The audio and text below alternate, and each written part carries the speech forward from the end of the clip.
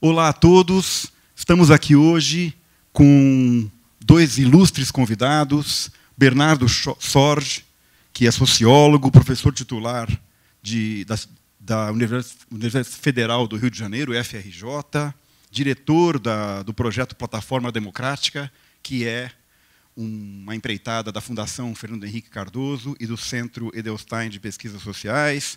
Também o jornalista Pedro Doria, que é comentarista da CBN, editor do Meio e colunista dos jornais O Globo e o Estado de São Paulo. Como é que a gente sobrevive nesse oceano de informações, redes sociais? O que é verdade? O que é notícia falsa? Fake news? Existe um manual que nos ajude a sobreviver nessa selva toda? Gente, a partir de hoje existe. Porque hoje nós estamos lançando, e a CBN tem a honra e o prazer de apoiar essa iniciativa, o lançamento deste livrinho que sai hoje, Sobrevivendo nas Redes, o Guia do Cidadão. E é para isso que a gente está aqui hoje. Obrigado pela presença de todos aqui no Teatro Eva Herz, da Livraria Cultura do Conjunto Nacional. E eu queria começar com você, Bernardo. Bernardo é um dos autores e coordenador do projeto. Bernardo, de cara, conta para a gente um conselho para quem quer sobreviver nesse oceano de confusão. Bom, em primeiro lugar, obrigado, Ricardo.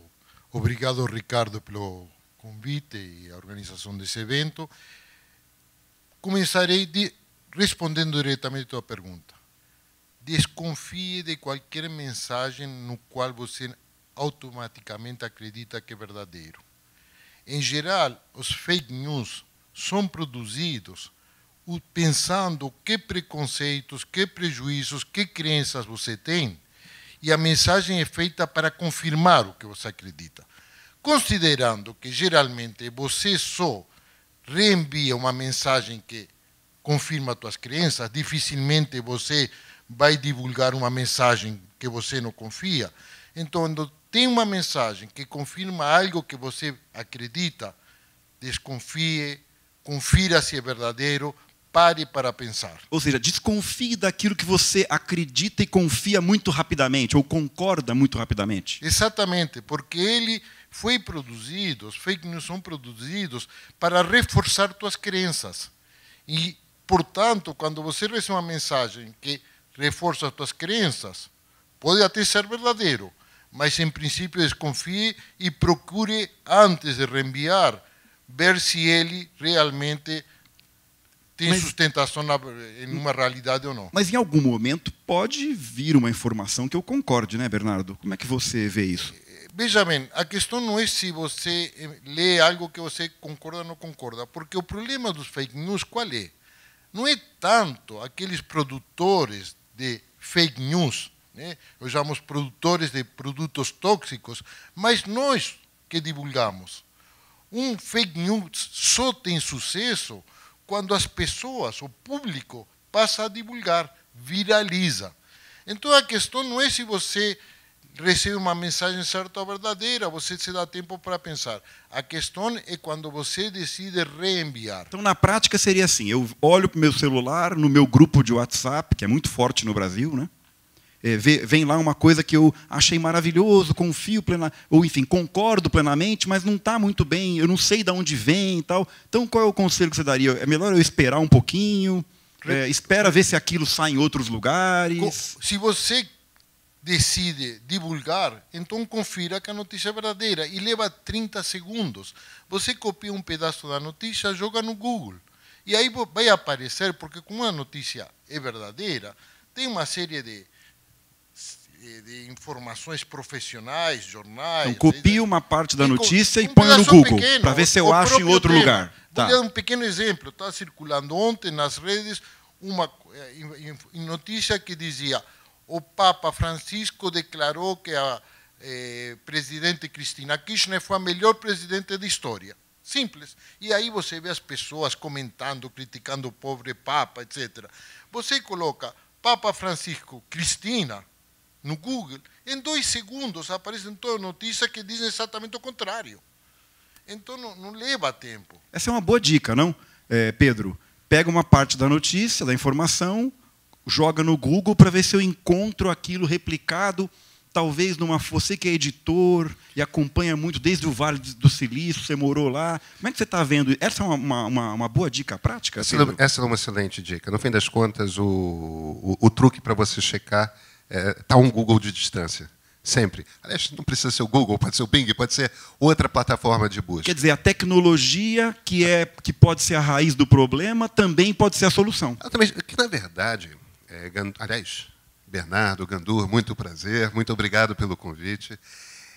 A tecnologia da internet, ela trouxe à tona uma quantidade de informações, meu Deus do céu, um fazendeiro seminômade no interior da Nigéria hoje tem acesso, através do telefone celular dele, a mais informação do que um intelectual na Biblioteca do Congresso em Washington em 1990. A gente não está falando de tanto tempo assim. Quer dizer, as informações estão na internet.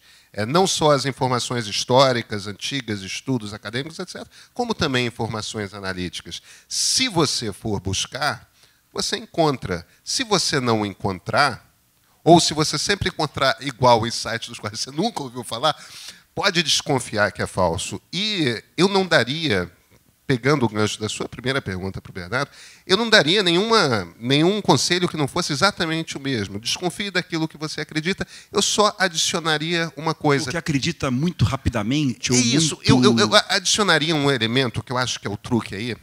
A gente não gosta de admitir muito, mas nossa opinião política, nossa opinião ideológica é muito mais emotiva, muito mais emocional do que racional. Então, fica sempre atento às suas emoções. Se você lê algo que te cria uma indignação repentina, ou raiva, qualquer emoção muito forte, este é o sinal, primeiro, primitivo, para você desconfiar. Você provavelmente está sendo provocado.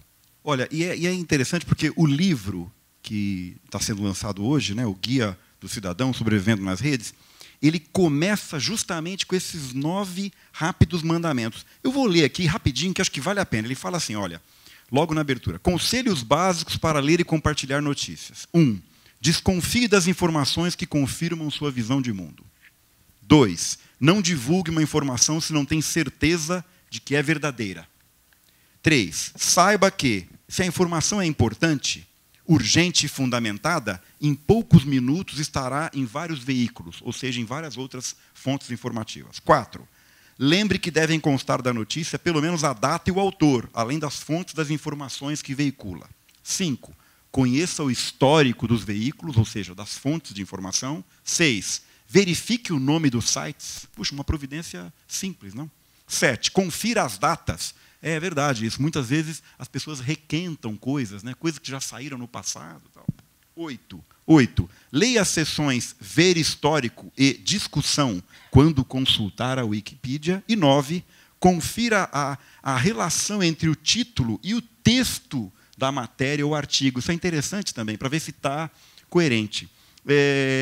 De novo, Pedro, você que tem acompanhado isso e é editor e, enfim, colunista, essa questão da consistência, muitas pessoas leem apenas o texto, né? E não se aprofundam, leem apenas o título, perdão, e não se aprofundam no texto que está logo abaixo. Você acha que esse consumo superficial e rápido contribui para turbinar essa disseminação de coisas? Contribui para turbinar fortemente, e esse, na verdade, é um dos truques da turma de fake news. Às vezes, eles, inclusive, fazem esse pequeno truque que eles dão um título distorcido, ou às vezes até mentiroso, abertamente mentiroso, para uma notícia que eles copiaram de um veículo tradicional. E aquela informação essencial talvez até apareça no primeiro parágrafo, mas no resto do texto, quando você vai ver, não tem. Evidentemente, a gente vive e nos habituamos a um ritmo tão rápido que, de fato, cada vez menos as pessoas leem. Elas dão aquela olhada rápida na notícia e já clicam em compartilhar, já clicam em encaminhar. Esse reflexo rápido, e a internet convida, a máquina da internet convida esse reflexo rápido, é provavelmente a primeira coisa que o cidadão deve aprender a fazer. cuidado com o reflexo rápido de compartilhar algo que você sequer leu. Bernardo. Eu gostaria de complementar o que o Pedro. Eu gostaria de complementar o que o Pedro falou, dando um exemplo que se faz cada vez mais com imagens, o mesmo truque. Por exemplo, uma mensagem que passou muito nas redes: os bolivarianos são contra o cristianismo. Né? Essa manchete. Aí vem embaixo uma notícia verdadeira, tirada dos jornais. Estudantes brigam contra a polícia na Paz, La Paz, e se refugiam na catedral. Embaixo, um vídeo, imagens da catedral. E realmente tem sangue, etc. O que eles fizeram? Pegaram uma manchete de ordem, digamos, claramente ideológica, né? Segundo, uma notícia real. E terceiro, imagens da catedral del Cairo, onde teve realmente um atentado lá dentro. Se você analisa as imagens, vai encontrar alguma coisa escrita em árabe. Não está escrito em espanhol nem outra língua indígena, né? Ou seja, esse tipo de montagens, uma mistura de coisa certa com coisa falsa, está ficando cada vez mais sofisticado nesse sentido. E aí, se me permite, Bernardo, essa montagem, título, subtítulo, texto e uma foto, na minha avaliação, isso é para parecer jornalismo. E aí, entrando um pouco nesse campo, a gente sabe que o jornalismo é uma prática multidisciplinar que tem método, e o jornalismo profissional tem um ritual de checagem, tem um ritual de apuração e edição. E aí os produtores de fake news usam desse formato jornalístico para que a coisa pareça crível. Você não acha, Pedro? Eles fazem isso até porque eles todos nos habituamos a encontrar credibilidade com aquela cara. Com aquela cara. A informação tem aquela cara. Então, você emula mesmo, você dá um tom jornalístico ao título. Quando a gente fala, por exemplo, do caso que se tornou mais célebre recentemente no Brasil, que foram as fake news relacionadas à vereadora assassinada do Rio, Marielle Franco, uma das imagens que dizia que ela teria tido um filho com um traficante, o que é mentira, sempre bom ressaltar, é mentira. A reportagem, entre aspas, que trazia essa informação, tinha também uma fotografia de um casal, aparentemente numa comunidade carente. Não eram as mesmas pessoas, não era a Marielle, não era o tal traficante, tinham talvez uma vaguíssima semelhança, mas as pessoas sequer... O fato de ter um título em negrito com uma fonte grande, tem um subtítulo, tem uma fotografia, legenda, texto, é jornalismo. Ou seja, parece jornalismo, mas não é. E qual é o papel que está reservado ao jornalismo nessa confusão toda, ou nesse estado de coisas? Queria que vocês dois comentassem. Bernardo, por favor. Eu queria só complementar o que o Pedro está dizendo, e é importante lembrar que houve sempre um certo jornalismo, né, que saía dos padrões profissionais e fazia esse tipo de serviço, ou de serviço ao jornalismo. Inclusive porque muitas das pessoas que fazem esse fake news foram formadas em departamentos de comunicação e jornalismo. Estamos tratando com profissionais que conhecem o métier, só que o colocam ao serviço do mal. Mas, então, ou seja, usa uma técnica jornalística para produzir uma informação não jornalística. Conhecimentos de comunicação, de psicologia social, de manipulação, né, que eles aplicam com esse objetivo. Pedro.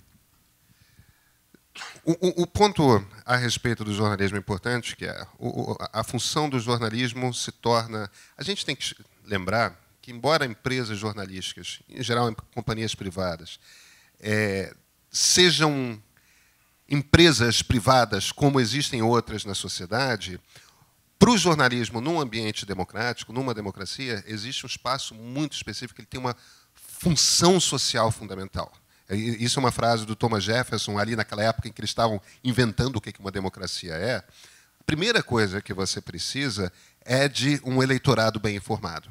Se você não tem algum tipo de estrutura que informe na sociedade e que seja 100% independente em relação ao governo, seja quem está na oposição, seja quem está na situação, a não ser que você tenha essa estrutura, você não tem uma máquina que mantenha a população informada o suficiente para poder votar.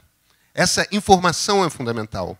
nesse ambiente em que há perda de hábito por uma parte da população de se informar nos veículos jornalísticos que existem à disposição, e você tem esse mergulho para você se formar cada vez de forma mais fragmentada nas redes sociais e tudo mais, em que as fake news se aproveitam para fazer o processo de manipulação em ambos os lados do espectro ideológico, o jornalismo se torna cada vez mais fundamental. Ele precisa trazer as informações corretas. Nós estamos hoje com Bernardo Sorge, coautor e organizador do projeto do Guia do Cidadão, Sobrevivendo nas Redes, e Pedro Doria, comentarista da CBN, editor do Meio, colunista dos jornais O Globo e o Estado de São Paulo.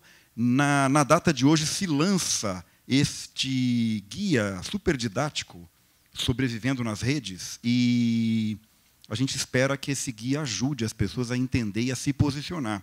Bernardo, conta para a gente como é que nasceu a ideia do projeto. A Plataforma Democrática é uma iniciativa da Fundação Fernando Henrique Cardoso, com o Centro Edelstein de Pesquisas Sociais, mas dá para sentir que o livro é bastante didático, tenta ser super neutro, né, e acho que consegue. Como é que nasceu, quando nasceu a ideia desse projeto? A ideia surge, a Plataforma Democrática nos últimos anos tem produzido uma série de livros e pesquisas e estudos comparados, tentando entender a transformação dos meios de comunicação.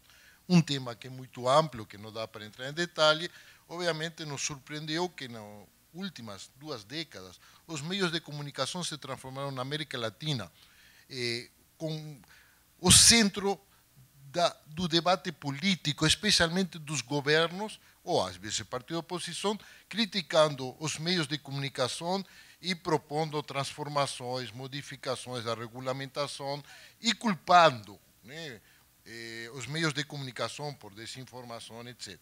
Houve muitas críticas na América Latina e nós fomos analisar o fenômeno. Em poucas palavras, descobrimos que, na verdade, era mais um fenômeno mais complexo de fragilização de partidos políticos num contexto que colocava os meios de comunicação na frente, já que não havia outro crítico do governo, e os partidos, em geral dos governos, interessados em fragilizar a oposição fundamentalmente eram os meios de comunicação. Paradoxalmente, isso estava acontecendo em um momento que os meios de comunicação estão sendo fragilizados pelas novas tecnologias. Até porque o jornalismo é sempre crítico, ou predominantemente crítico, né, Bernardo? O jornalismo fazia o que fez sempre, só que mudou seu lugar no sistema político. Em um sistema político em que partidos de oposição não cumprem seu papel, o único que cumpre um papel de crítica ao governo são os meios de comunicação. Você acha que esse foi um fenômeno generalizado na América Latina? Eu acredito que sim, na maior parte dos países vemos. É verdade que, se a gente foi analisar, como a gente foi analisar o fenômeno, era uma crítica, no mínimo, exagerada, porque você vê um país como Uruguai, Chile, ou mesmo Brasil, onde os meios de comunicação eram apresentados com um poder enorme, e o que acontece? Nesses países ganham partidos de esquerda que, teoricamente, estariam sendo excluídos dos meios de comunicação. Ou seja, havia uma tendência a apresentar as massas como um rebanho que dependia dos meios de comunicação, que nunca foi o caso. Deixa eu explorar esse ponto. Você acha que as redes sociais, e talvez até esse tipo de notícia não checada ou não verificada, pode ser alimentado porque parte da sociedade não se sente representada pela chamada mídia estabelecida ou grande imprensa? Eu vou dizer, eu tomaria um cuidado com generalizações, né? Infelizmente... usam isso como um protesto? Enfim. Eu diria que isso acontece de fato, que em um contexto em que os partidos políticos, o sistema de representação tradicional estão fragilizados, abre-se um espaço para que grupos que aproveitam politicamente disto, não é um fenômeno natural. O que aconteceu? O que aconteceu hoje no Brasil? Em um momento de fragilização dos partidos, tem grupos organizados que veem aqui uma oportunidade para se organizar, ocupar espaços de poder, o mesmo poder central, usando esse mal-estar da população, alimentando-a com mensagens basicamente fake. O que é uma mensagem fake? São mensagens que fundamentalmente tendem a demonizar o outro, né? que tendem a destruir a capacidade de convivência, de aceitar pluralismo. Uma outra forma de denominar polarização, não é isso? Exatamente. Né? E os fake, a partir de um contexto favorável, esse contexto não é suficiente. É necessário que haja atores que estão interessados em alimentar, que investem recursos para criar um clima político que lhes favoreça. O meu ponto aí, complementando e ouvindo você como sociólogo, ficaria aí desse mar de hostilidade, né, criado pelas fake news, um legado, um aprendizado para o jornalismo? Quer dizer, o jornalismo deveria fazer disso uma oportunidade de se aprimorar ainda mais, olhando mais questões que não vê? O que você acha, Pedro? Pois é, isso. Eu estou pensando aqui no que o Bernardo está falando. É engraçado que a gente, de fato, houve no Brasil, em vários países da América Latina, a partir da virada do século, esse movimento, partindo das esquerdas, de desacreditar mesmo, uma política ostensiva de desacreditar a imprensa. Agora, se você for para os Estados Unidos, você vê, a partir da mesma época, o mesmo movimento partindo da direita. Isso começa com Karl Rove, que era um dos principais marqueteiros da campanha do George W. Bush, o que eles chamam, né, de liberal media, a imprensa de esquerda que está contra o povo. Quer dizer, existe aí, se a gente pode falar de uma característica comum, um retorno, um neopopulismo, não, Bernardo? Um retorno de lideranças populistas, e é desimportante, me parece, se são de esquerda ou de direita. A tática se repete. O que começa com o processo de desacreditar a imprensa se transforma em algum momento numa coisa, vamos fazer a nossa imprensa. Isso também acontece na direita nos Estados Unidos. Isso estabelece uma imprensa extremamente partidária, uma imprensa extremamente parcial, extremamente agressiva em relação ao outro lado, e vai para uma terceira fase, que é a fase que nós estamos vivendo agora, no qual passou-se da crítica pesada à imprensa, foi para a criação dessa imprensa pesadamente partidarizada e chegamos ao descolamento total de imprensa com as fake news. Agora, o modelo clássico do jornalismo é expressar a opinião do veículo em editoriais, abrir espaço para terceiros manifestarem sua opinião e, nas reportagens, tentar analisar todos os ângulos. Né? Esse é o trio, esse é o tripé clássico de uma publicação, uma emissora, enfim. Você acha que há um entendimento pleno da sociedade ou a imprensa falhou ou poderia explicitar isso de melhor forma? Eu acho, Gandor, que há inúmeros pontos aí. Durante muito tempo, e isso era natural, até porque não havia um meio de comunicação tão democrático quanto a internet, que permite a todos, com muito poucos recursos, publicar o que quiser e encontrar leitores. Durante muito tempo, a praça pública, o debate público, ocorreu dentro das páginas dos jornais. E, sim, os jornais sempre buscaram contemplar a maior quantidade possível de pontos de vista. Agora, existia, evidentemente, editores que... Eu vou pegar alguém que vem da esquerda, que esteja bem informado, que consiga construir um bom argumento. Eu vou pegar alguém da direita que faça a mesma coisa. Tal. Quer dizer, uma busca por uma certa qualidade. A gente está num ponto-chave de transição, de fato. E vamos ter que encontrar uma saída. É evidente que a população busca algum tipo de transparência maior por parte de nós, jornalistas. Eu quero ouvir o Bernardo sobre isso, mas daqui a pouquinho, depois do intervalo. A gente volta já já.